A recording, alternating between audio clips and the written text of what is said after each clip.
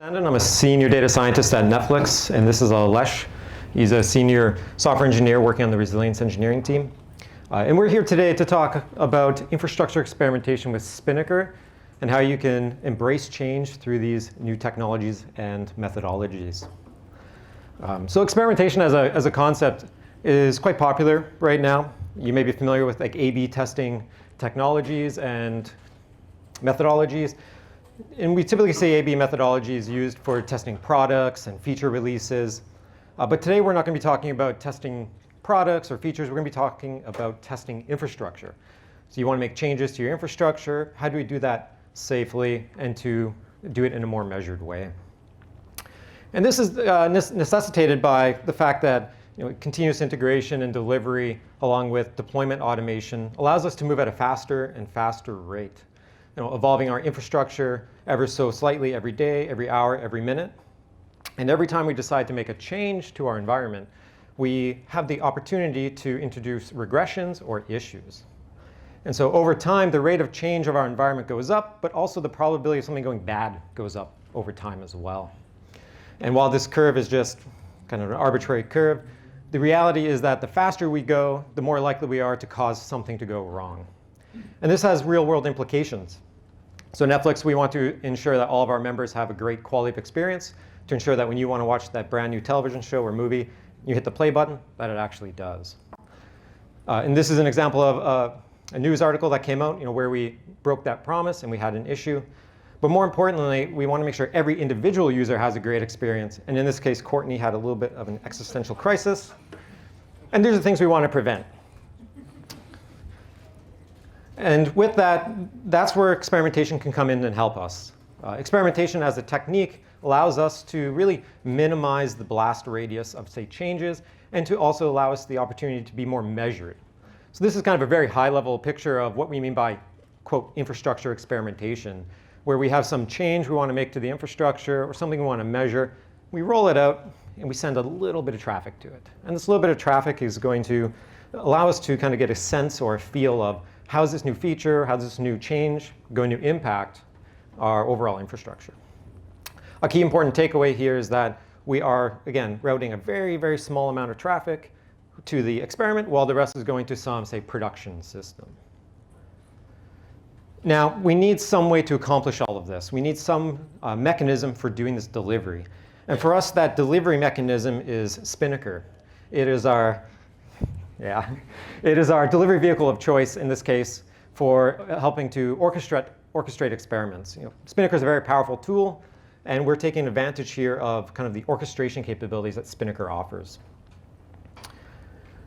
So our hope and goal of this talk is one, to kind of demonstrate that Spinnaker can be a foundational element to doing more than just delivery, is that you can build off of Spinnaker and start to move towards what we call experimentation.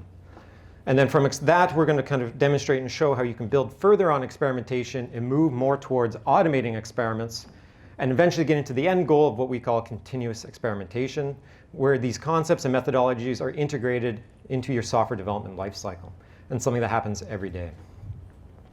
So with that in mind, let's do a little context setting and let's give a very gentle introduction to experimentation. So the part of experimentation that's really fascinating is that it allows us to ask questions.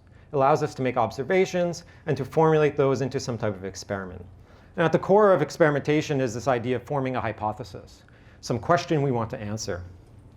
And once we form that hypothesis and we have a question we want to answer, we set up an experiment, we run it, and then we analyze the results. And this is true of whether we're talking about A/B experiments, whether we're talking about medical trials, or in this case, infrastructure experiments. They all derive from the very similar steps. And there are many different ways to do experiments. And for the remaining of this talk, we're going to talk about one called randomized controlled experiments, sometimes referred to as randomized controlled trials. And this is a very popular kind of experiment design. So imagine I'm interested in testing a new drug or testing a new technique for, say, a medical procedure, and I want to see how good it works. The general construction of an experiment in that case is where we have some population. So let's say we have 1 million people in the world. And we can take that 1 million people and we can divide them into 2 groups. So we randomly select 100,000 people from that first group. We put them in something called the treatment group. As the name implies, they're going to either get the new drug or they're going to get the treatment. The second group we're going to create is called the control group, and they're either going to get a placebo or nothing. And then because it's a medical trial, it's going to run for a very long time, months, days, years. We have to do some follow-up. And so that follow-up allows us to make observations and also to collect evidence that we can then use to kind of compare the results. The key two takeaways here is that, one, our users or population is randomly assigned. So there's no bias here. We just flip a coin. This person flip a coin. Heads, they get treatment. Tails, you get the control. So we have random assignment of our population. And the second is that with everything being equal, if everything is contingent on this difference in the treatment group, then any result we observe should be associated with the idea or the fact that we gave this group, the treatment group, a drug or a treatment. And so we can take this kind of experimental design and apply to infrastructure as well. Although we're not working on people, we're going to be working on servers and kind of requests in an infrastructure. And this is kind of the general construction, what we mean by an infrastructure experiment. It's going to look very familiar to some who are familiar with the Canary testing strategies or with the Canary Analysis strategies. Even so much so that we call this now the Canary Strategy for doing infrastructure experimentation. So in this construction, you can see kind of very similar analogies to the previous diagram. We have some Canary group, which represents our treatment group. This is going to be some change you're interested in making in your environment. And it's going to be running on one or more servers, containers, instances. We also introduce a baseline group. This is going to be our control group. This is going to have no change. It's going to be running the exact same version or configuration that production has. And then from a routing perspective, we can see that only a very small amount of traffic is going to be sent to both that Canary group and that baseline group, with the vast majority of the traffic going to the production. Again, this allows us to really minimize that blast radius of making changes.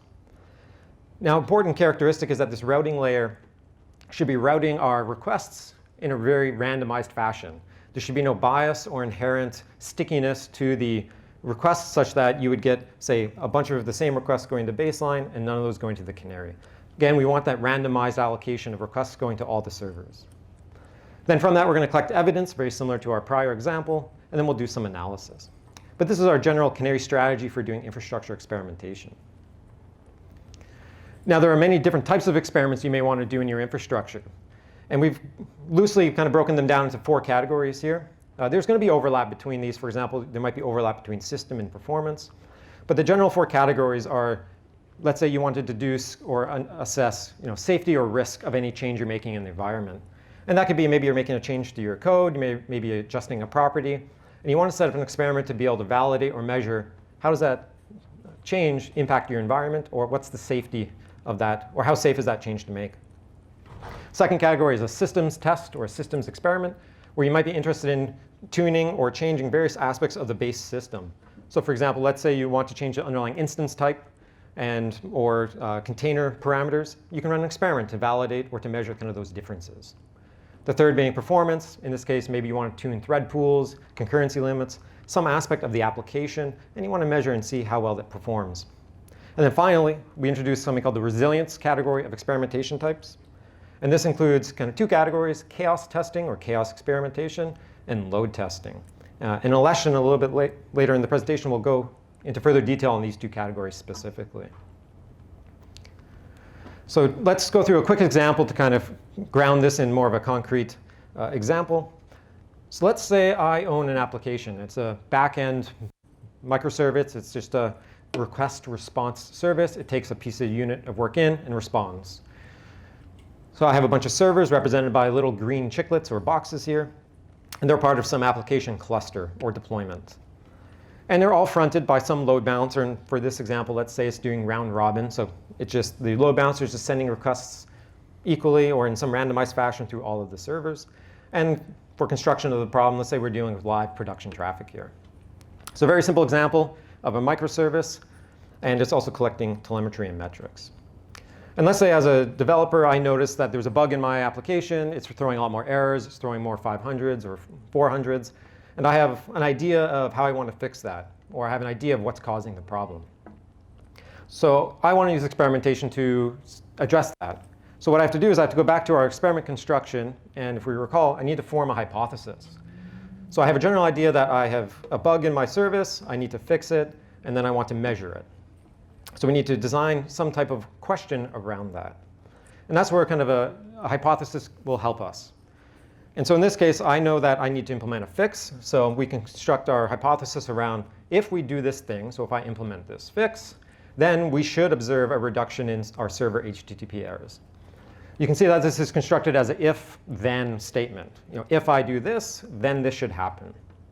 Our hypothesis should be very specific and precise, and should be something that is testable and measurable. We want to keep it, we don't want to keep or have vague statements. We want something that's very easy to test. And in this case, we're going to pull out and look at HTTP errors. It's built right into our hypothesis. So let's say I do implement the fix. We let our experiment run for some period of time. And we used our Canary strategy to roll out that infrastructure. So again, we're creating the Canary, creating a control group or baseline. And we let the infrastructure run for a period of time. And then we decide and we go look at some graphs. And this is what we observe.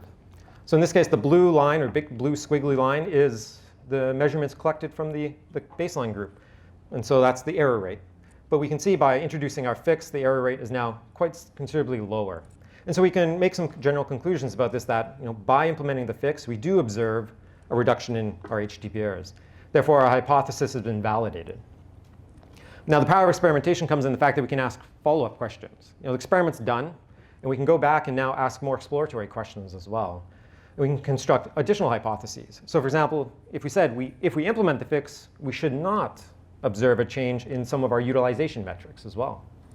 And so this is kind of the power, is you can keep adding or you keep iterating on experimentation. And so in our classic example here, let's say we do this, but now we see that we do impact CPU utilization with this change.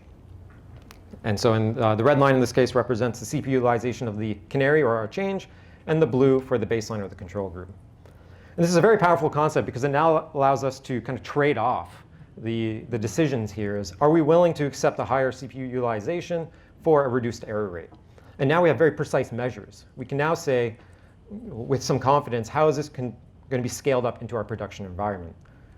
So with that in mind, I'm now going to pass it over to Alesh, who's going to talk more in detail about how to actually do this in production or in practice with Spinnaker.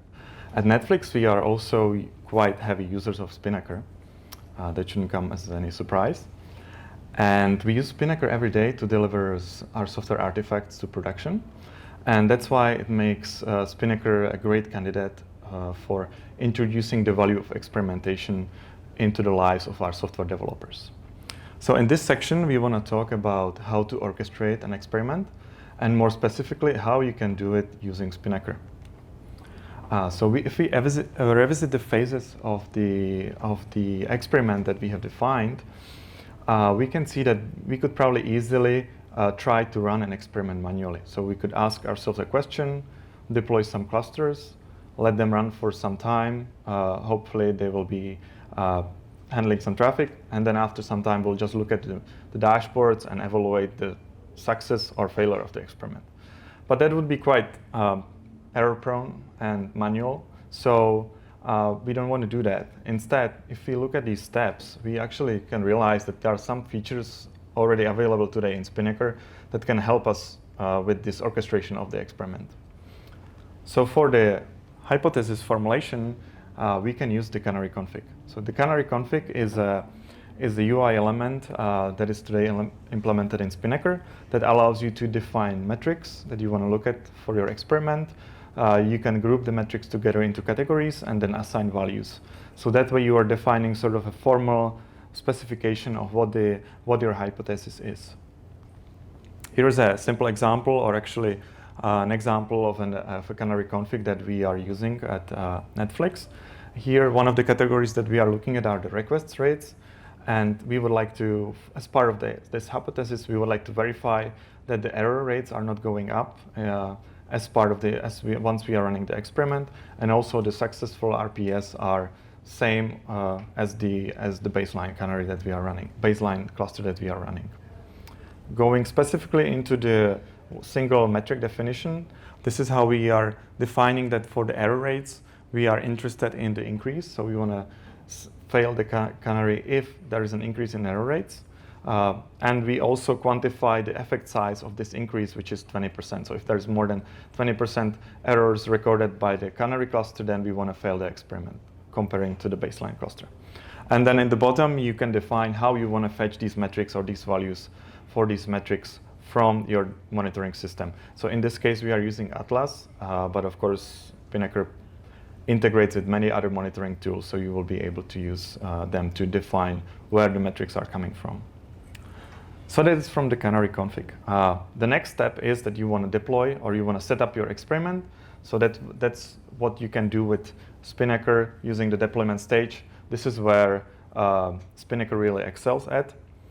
And then you can run the experiment. So these two steps are actually implemented in Spinnaker using the Canary stage.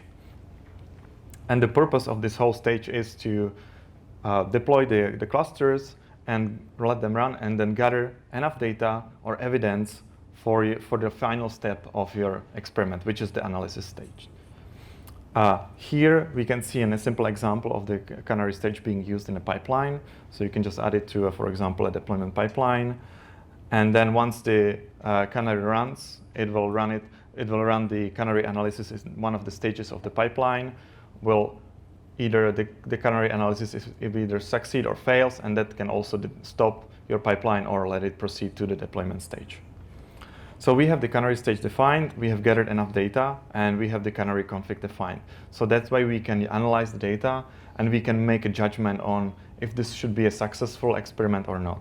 So this is what we call Canary analysis in Spinnaker terminology, and this is where it comes together. So we will compare the metrics collected from the baseline and Canary. Using the Canary config, we will compute the scores, and that way we can judge if the experiment has passed or failed.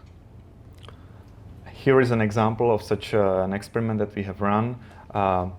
We have achieved the score of 100. You can see that we are clearly seeing that what is the scope. So we are getting data from the baseline and Canary. And for each individual metrics, we can see a graph of comparison of how the metric is doing. And we can see there was no significant or statistically significant difference between the baseline and Canary. So that way the Canary analysis passed. Applying these concepts to the example that we've seen before is showed here, where we can see that the Canary stage is in charge of the rolling up the baseline and Canary. And then the Canary analysis will look at the metrics and will make the judgment. Okay, so we can now orchestrate an experiment using Spinnaker. But we've been doing that for a couple of years already now. And we have defined or identified some challenges related to orchestration of experiments. So first, when you are creating your Canary config, you really need to define what kind of metrics you want to look at, how you categorize them, what are the weights. So you'll find yourself frequently going back to the Canary config, revisiting, iterating over the values, over the metrics that you are collecting. So this is quite time-consuming and will take you some time before you get it right. The next, when you are deploying the experiment or setting it up, you need to make sure that you are running the right versions, so you are comparing the apples to apples, that you're sizing up the clusters correctly. So those are all the considerations that you need to make in the setup phase. And then when you're running the experiment, it's really important to set up the runtime of the experiment correctly, because this will directly impact the accuracy of your final result. Because if you're running the experiment for too short amount of time, you will not record enough evidence to make an accurate judgment. And once you design an experiment, you are able to run it. It succeeds. You can see the result. The final challenge is, we believe, is that the main value from experimentation comes when you are able to run these experiments regularly. And that way, you need to somehow think about how to integrate the experimentation into your daily development lifecycle. So we are very well aware of these challenges, and so that's why we'd like to share some of the patterns that we use or that we have identified over the years that should hopefully help you to adopt some of these principles of experimentation. So the first pattern that we have sort of identified is, we call it retrospective validation. And this is a very simple pattern that you can start using today because it's not introducing any change into your infrastructure. What it does is that instead of deploying any Canary or baseline cluster, you just select already existing instances or nodes from your clusters to be part either baseline and Canary or Canary. And then you just streamline the process of experimentation. So instead of setting up and running the experiment, you just formalize your Canary config, and then you apply it to the data that are being collected from these two sets of existing instances. So there is no change to your infrastructure, and you can already today set this up. You can run, you can create a simple pipeline with just one stage where you will define what are the, let me see here, what are the nodes that you want to assign to each individual baseline or Canary cluster, and also you will just select this analysis type to be retrospective analysis. And that way you run, and you see the pipeline finishes just in 4 seconds, which in Spinnaker times is almost immediately. And so you get the 100% result, and this way you sort of experiment with the Canary config, and you are able to see if you are reporting all the data correctly, if you are measuring what you are measuring, and if you are actually passing with 100. Because if you are not, it probably means that your instances that you are running in your main cluster are not behaving equally, so it's really hard probably to continue with the experimentation or with even more advanced patterns of experimentation, because you will not be able to get any meaningful data. So this is the first sanitation step that you can do when playing with the analysis or experimentation without actually changing anything in your clusters. And here you can see I was running multiple of these in a very short time just to get the Canary config right and just to see if I'm collecting all the metrics correctly. So once you do that, the next phase is what we call AA experiment. Again, this is very simple idea that we recommend when you're starting with experimentation, which is that you can actually already run an experiment where you will use the Canary stage to deploy a baseline and Canary, but into the Canary cluster, you will just deploy the same version as you're deploying into the baseline. So again, you are eliminating any changes that could be introduced by any code changes or property changes. And what you want to do is you just want to sanitize the whole process of setting up your experiment. And that, again, the goal is to get a successful result. So here we have run, again, you can just set this up as a separate pipeline where you introduce the stage with the Canary config, and there you just set up the versions to be identical, and then you run the experiment. So this way you are gaining trust into how you are setting up your infrastructure to be running the experiment, and you can really once you are able to do this, repeatedly, and you are getting a consistent result, then you can actually start doing any kind of experimentation and introducing changes into your experiments. So we are getting to the last pattern that we have identified, and that's probably the most common, which is the A/B experiment that you can apply to your deployment pipelines. So you can introduce a Canary stage into your deployment pipeline, which will measure the amount of change, and it will evaluate if the change is impacting your baseline or your Canary in any way. And then you can make sure that the change doesn't go to production unless it's passing the Canary analysis. So this is really, all the previous patterns should help you getting into this point. And this is today it's become one of the key building points when you are deploying software to production, running the Canary analysis. So now we have seen how we view experimentation at Netflix, and we know what is sort of the formal definition of experimentation. And so now we would like to show you how we have embraced these principles of experimentation within our organization, and how we have grown from that. So our initial motivation was to make the experimentation as easy as possible for our developers, so they don't have to worry about how to set up the experiments, and really they are able to introduce the experimentation into their software development life cycles. So, and that is the reason why we have built CHAP. So CHAP is a self-standing tool in our ecosystem within Netflix.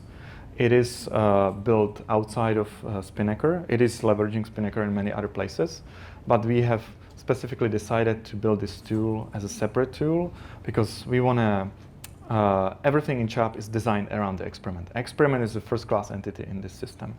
So here, this allows our users to define really easily experiments, to sort of define an extended version of your Canary config. And then you can run this experiment within CHAP. You can, at the end, you can analyze, so we add extra features to analysis of the experiments. And also, we are adding features towards automation, where we want to run the experiments automatically, so we want to make it as easy as possible for developers to run these experiments. So let me just go through a couple of key features that we have built into CHAP. So first, when our users start using CHAP, the first thing they encounter is the definition of the test case. So test case is sort of a specification of an experiment or specification of an experiment. It's an extended version of a Canary config in very easy terms. And this allows our users to define the test case once, and then each time they run an experiment, they can link the test case to the experiment. So they sort of form a continuity between each experiment because they sort of are reusing the same test case. So that way you can measure how your system is evolving through multiple experiments that you are running over time. So this is a very important concept that we have built into CHAP. The another important concept is that we have thought about what are the different experiment types that you can run or that you would like to run. And we identified some experiment families that we are recognizing in CHAP and that our users can use when they are building the experiments. So these three different experiment types are change experiment, production load test experiment, and chaos experiment.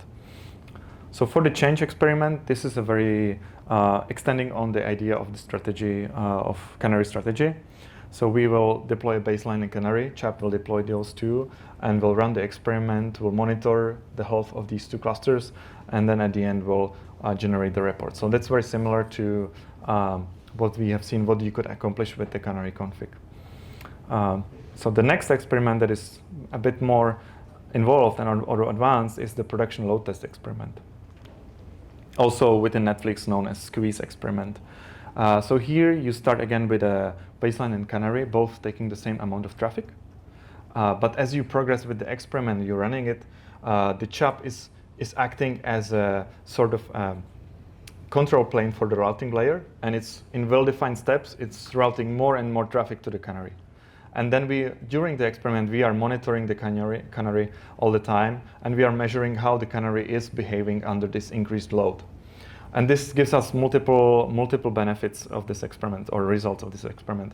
So our users can use it to do performance tests where they can evaluate, for example, tune their concurrency limits, thread pools. They can determine what are the correct or optimal sizes of their instances or instance types or correct sizes for their container resources.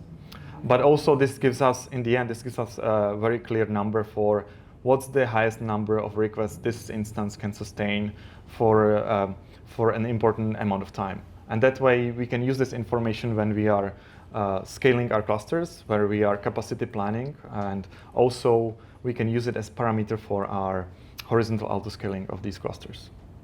So this is a very popular experiment type. And the final experiment is the chaos experiment. Again, this is building on top of the change experiment. Both baseline and Canary are getting the same amount of traffic, but the Canary is also getting an extra treatment where in a form of faults, we are injecting different types of faults into the Canary cluster. And that way, again, we are measuring how the Canary cluster is behaving comparing to the baseline. And this gives us information about how the system is resilient to failures. Another feature that we have in CHAP is this real-time monitoring. We already mentioned it in a couple of those experiment types. So CHAP is monitoring both baseline and Canary as the experiment is progressing. We don't have to wait until the end to run the Canary analysis, but we are continuously, almost in 1 minute steps, or very granular, very fine-grained steps, we are monitoring the health of these two systems. And then we look at if there is any kind of deviation between the two clusters, we will shut down the experiment. So that way we are eliminating any sort of customer pain that we could introduce through the experiment. And also we don't have to wait till the end of the experiment to show the result if we see that the experiment will clearly fail. So we can just shut down the experiment early. And then once we finish the experiment, we run the analysis. And again, we build on top of the concepts that we are already available in Spinnaker today. So we run Canary Analysis, but we don't just run one Canary Analysis or one Canary config. We have identified what are the common ideas that people usually use when they are creating Canary configs within Netflix. And then we have determined what are the sort of the canned Canary configs that can be applied to any kind of experiment that we can run.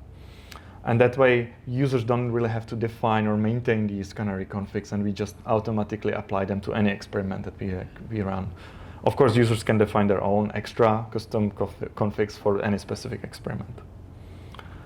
And so as we said, the true value from experimentation comes when you can run this experiment multiple times over your software development lifecycle. And that's why we built 2 custom stages into Spinnaker that allows you to run or trigger CHAP experiments from each individual of these stages. So here we are defining a pipeline that will run a squeeze test or a performance load test on your service. So this will trigger a CHAP experiment. We'll wait until this experiment finishes, and then we'll get the result of the experiment, and we can either continue with the pipeline or terminate the pipeline if the experiment failed. And this is where this diagram really illustrates the success of CHAP, because these are 3 different pipelines defined for one of the services that we are maintaining or we are running in the Netflix backend. And each of these pipelines is actually running a different sort of experiment. So the users or the owners of this application decided they will create the first pipeline that will put their software artifacts to production. This is running daily, and as part of that pipeline, they are running a change experiment using CHAP.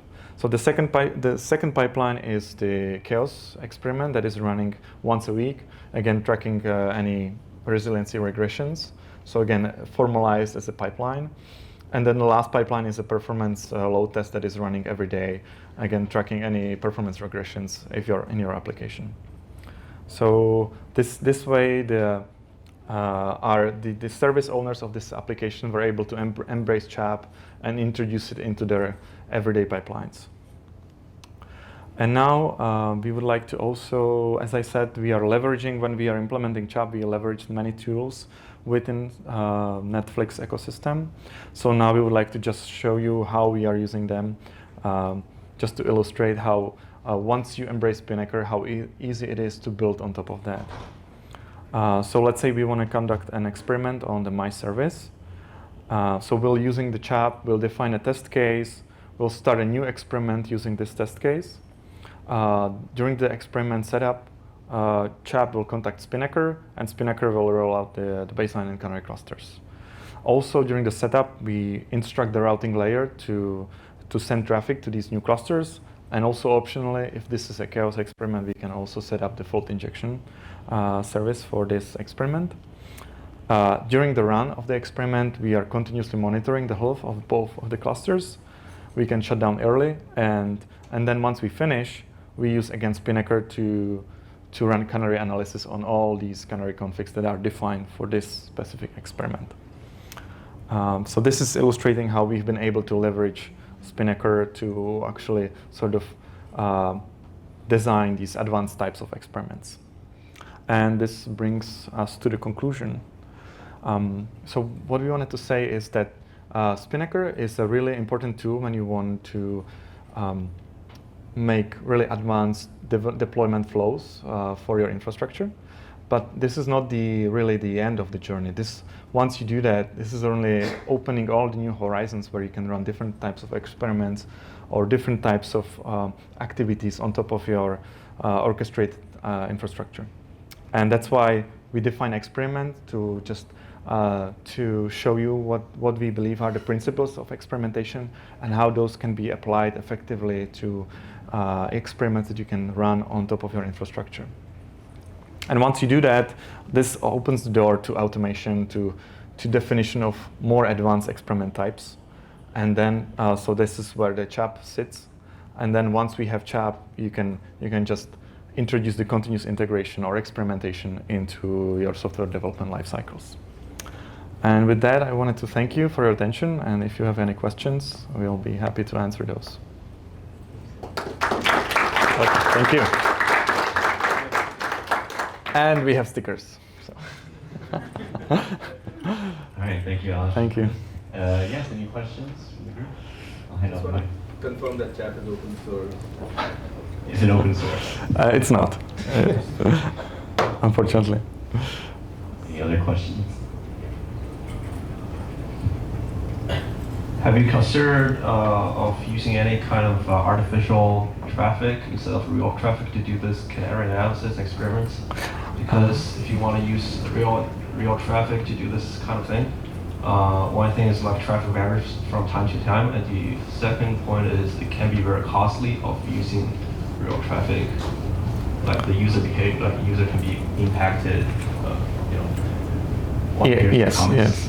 Yeah. So we find tremendous value in using live traffic, because this is where we can see how the service is actually reacting to the real traffic. So, because if you do any kind of load simulation, you may not get the patterns right, of the traffic patterns right, and maybe then you are not measuring the right thing.